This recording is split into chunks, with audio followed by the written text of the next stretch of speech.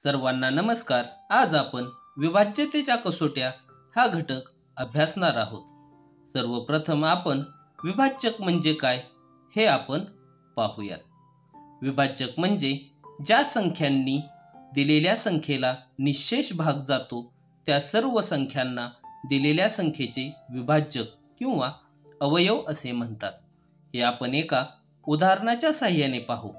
या ठिकाणी आपण 18 संख्या घेतलेली आहे आणि या 18 या संख्येला 1, 2, 3, 6, 9 व 18 या सर्व संख्यांनी निश्चेष भाग जातो, म्हणून या 18चे या सर्व संख्या विभाजक आहेत। तर अशाच पद्धतीच्या आपण विभाज्यतेच्या कसोट्या पाहूयात। सर्वप्रथम आपण 2 ची कसोटी पाहू। ज्या संख्येच्या एकक स्थानी 0, 2, 4, 6 किंवा 8 यापैकी एखादा अंक असेल तर त्या संख्येला 2 ने निश्चेष भाग जातो। हे आपण उदाहरणाच्या साहाय्याने चांगल्या पद्धतीने समजून घेऊ। मी या ठिकाणी एक संख्या घेतलेली आहे 5240। यामध्ये एकक स्थानी हा 0 अंक आलेला आहे आणि ज्यावेळेस एकक स्थानी 0 अंक येतो त्यावेळेस पूर्ण संख्येला 2 ने निश्चेष भाग जातो, म्हणजेच 5240 ला 2 ने निश्चेष भाग जातो। तर चला आपण पुढील 3 ची कसोटी पाहूयात। यामध्ये ज्या संख्येतील अंकाच्या बेरजेला 3 ने जर निश्चेष भाग जात असेल तर त्या संख्येला 3 ने निश्चेष भाग जातो। हे आपण उदाहरणाच्या साहाय्याने चांगल्या पद्धतीने समजून घेऊ।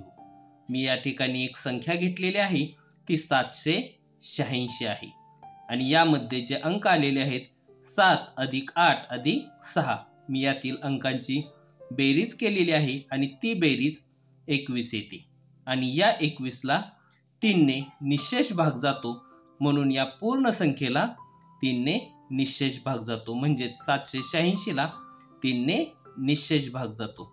तर चला आपण पुढची कसोटी पाहूया, 4 ची कसोटी।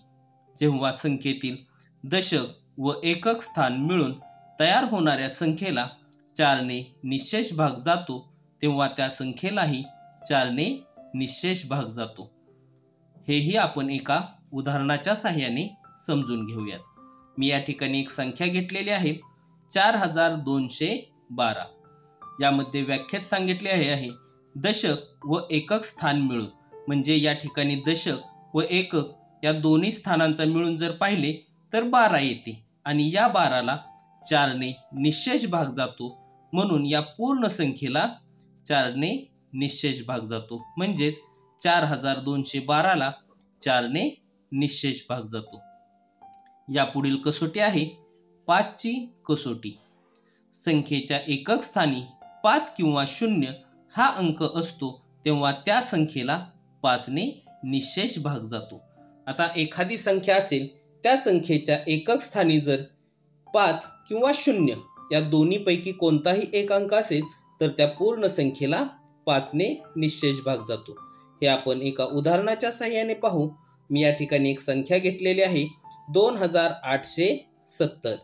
यामध्ये एकक स्थानी हा 0 अंक आहे, म्हणून या पूर्ण संख्येला 5 ने निश्चेष भाग जातो, म्हणजेच 2870 या संख्येला 5 ने निश्चेष भाग जातो।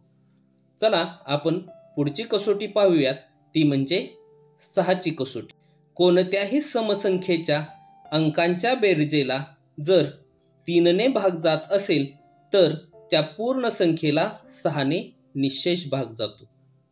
हे आपण उदाहरणाच्या साहाय्याने चांगल्या पद्धतीने समजून घेऊया। या ठिकाणी सांगितलेले आहे कोणत्याही समसंख्येला, म्हणजे समसंख्येला 2 नेही भाग जातो, म्हणजेच आपण या ठिकाणी उदाहरणादाखल घेतले 5436 आणि ही समसंख्या आहे कारण त्याच्या एकक स्थानी 6 आहे आणि याच्या अंकांची बेरीज केली तर ती 18 येते आणि या 18 ला 6 ने भाग जातो, म्हणून या 5436 या संख्येला 6 ने निश्चेष भाग जातो। तर चला पुढची कसोटी पाहूयात, ती म्हणजे 8 ची कसोटी। संख्येतील शतक, दशक व एकक स्थान मिळून तयार होणाऱ्या संख्येला 8ने निःशेष भाग गेल्यास त्या संख्येलाही 8ने निःशेष भाग जातो. म्हणजेच या ठिकाणी जशी 4ची कसोटी होती त्यामध्ये फक्त एकक आणि दशक या दोनच संख्या घेतल्या होत्या, तसेच यामध्ये एकक, दशक आणि शतक हे तिन्ही अंक घ्यायचे आहेत. मी या ठिकाणी उदाहरणादाखल 54,264 ही संख्या घेतलेली आहे आणि त्यामध्ये एकक, दशक, शतक या अंकांची मिळून 264 ही संख्या होते आणि या 264 संख्येला 8ने निःशेष भाग जातो, म्हणून या पूर्ण संख्येला 8ने निःशेष भाग जाणार आहे.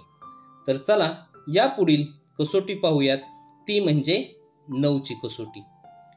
ज्या संख्येतील अंकांच्या बेरजेला 9ने जर निःशेष भाग जात असेल तर त्या संख्येला 9ने निःशेष भाग जातो. ज्या पद्धतीने 3ची कसोटी होती त्याच पद्धतीने ही 9ची सुद्धा कसोटी आहे. जर एखाद्या संख्येच्या अंकांच्या बेरजेला जर 9ने भाग जात असेल तर त्या पूर्ण संख्येला 9ने भाग जातो. मी या ठिकाणी उदाहरणादाखल एक संख्या घेतलेली आहे 5247 आणि या अंकांची बेरीज होते 18. 5 अधिक 2 अधिक 4 अधिक 7 बरोबर 18 आणि या 18ला 9ने निःशेष भाग जातो, म्हणून या पूर्ण संख्येला 9ने निःशेष भाग जाणार आहे. आपण पुढची कसोटी पाहूयात, ती म्हणजे 10ची कसोटी. आणि या 10च्या कसोटी अतिशय सोपी आहे. जेव्हा संख्येच्या एकक स्थानी 0 हा अंक असतो तेव्हा त्या संख्येला 10ने निःशेष भाग जातो. आपण या ठिकाणी एक उदाहरण घेऊयात. या ठिकाणी 8940 ही संख्या घेतलेली आहे आणि या संख्येच्या एकक स्थानी जर पाहिले तर 0 आहे, म्हणून या पूर्ण संख्येला 10ने निःशेष भाग जाणार आहे. म्हणजेच 8940 या संख्येला 10ने निःशेष भाग जाणार आहे. तसेच या ठिकाणी आपण एक गोष्ट लक्षात ठेवायची आहे, ती म्हणजे कोणत्याही संख्येचा सर्वात लहान विभाज्य हा 1 असतो तर सर्वात मोठा विभाज्य हा तीच संख्या असते. त्याच पद्धतीने कोणत्याही संख्येच्या विभाजकांची संख्या ही मर्यादितच असते. आज आपण या ठिकाणी 2 ते 10 पर्यंतच्या विभाज्यतेच्या कसोट्या हा घटक अभ्यासला आहे. धन्यवाद.